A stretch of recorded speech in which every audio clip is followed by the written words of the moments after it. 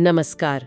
आज हम एक ऐसे नाम पर बात करने वाले हैं जो सिर्फ एक कार नहीं है, ये उत्कृष्टता, शक्ति और हाँ, सपनों का भी प्रतीक है, रोल्स रॉयस। बिल्कुल। हमारे पास कुछ जानकारी है रोल्स रॉयस उत्कृष्टता की अनकही कहानी से, और आज की इस चर्चा का मकसद है मतलब ये समझना कि कैसे दो बिल्कुल अलग-अलग दुनिया के लोगों का एक छोटा सा आइडिया दुनिया भर में इतनी बड़ी सफलता बन गया। और हम इससे क्या सीख सकते हैं, है ना? हाँ बिल्कुल।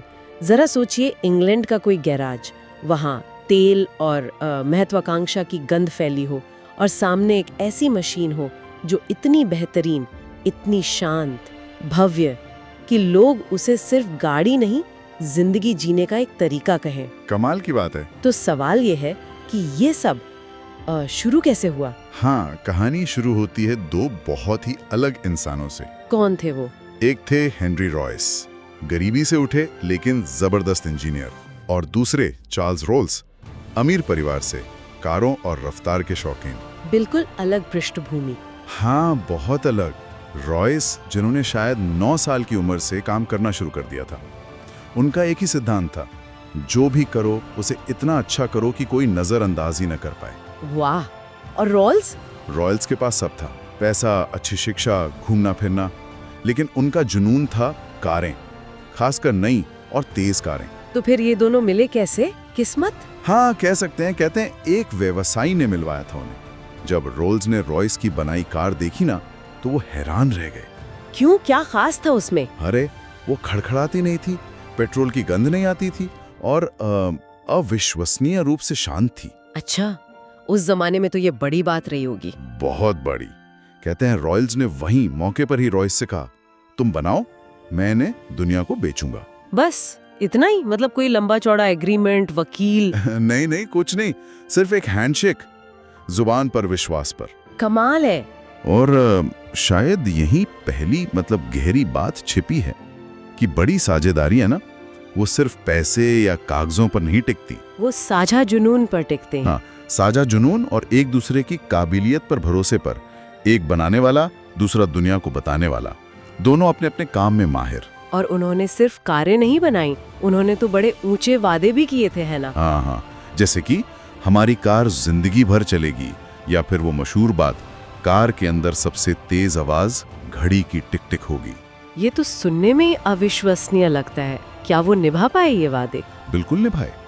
सिल्वर घोस्ट से लेके फैंटम तक रोल्स रॉयस उत्कृष्टता का पैमाना बन गई, गोल्ड स्टैंडर्ड। लेकिन एक और दिलचस्प बात है, उन्होंने इसे कभी आम नहीं होने दिया। आम नहीं होने दिया? मतलब जानबूझकर कम बनाते थे? हाँ बिल्कुल।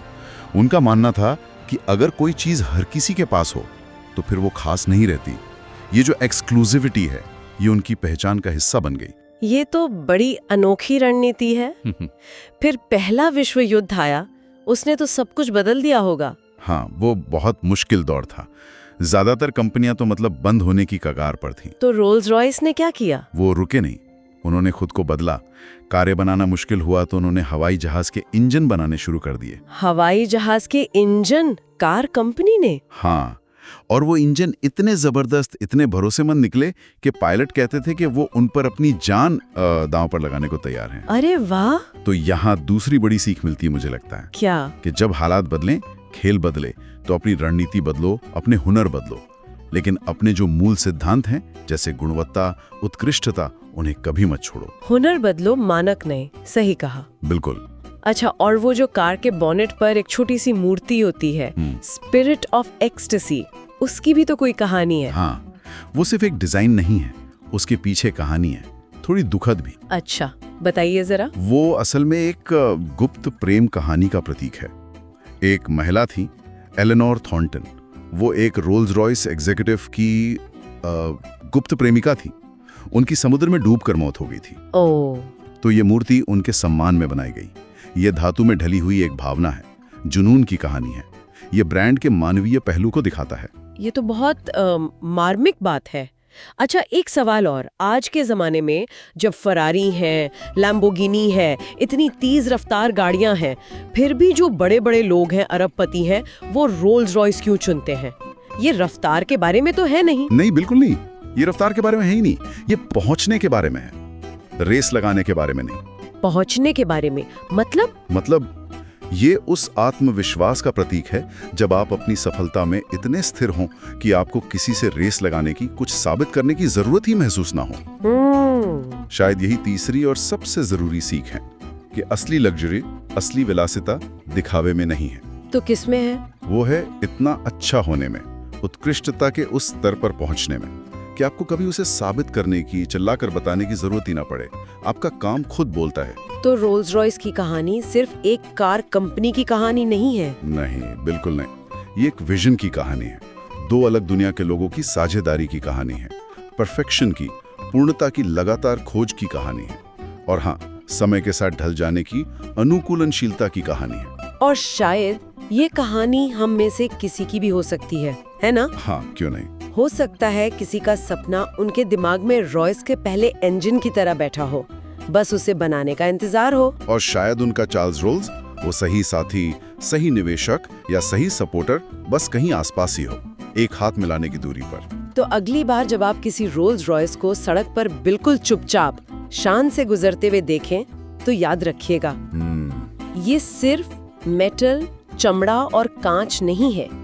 ये एक चलता फिरता सबूत है कि जुनून गरीबी से महानता तक पहुंचा सकता है, सही साझेदारी विचारों को साम्राज्य बना सकती है, और उत्कृष्टता वो हमेशा पीछा करने लायक चीज है।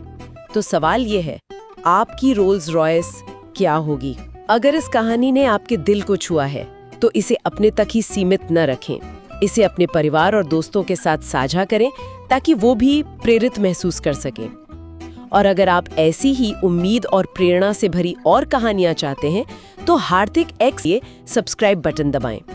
इस वीडियो को लाइक करना ना भूलें, ये हमें बताता है कि आप और चाहते हैं, और ये इस संदेश को दुनिया तक पहुंचाने में मदद करता है।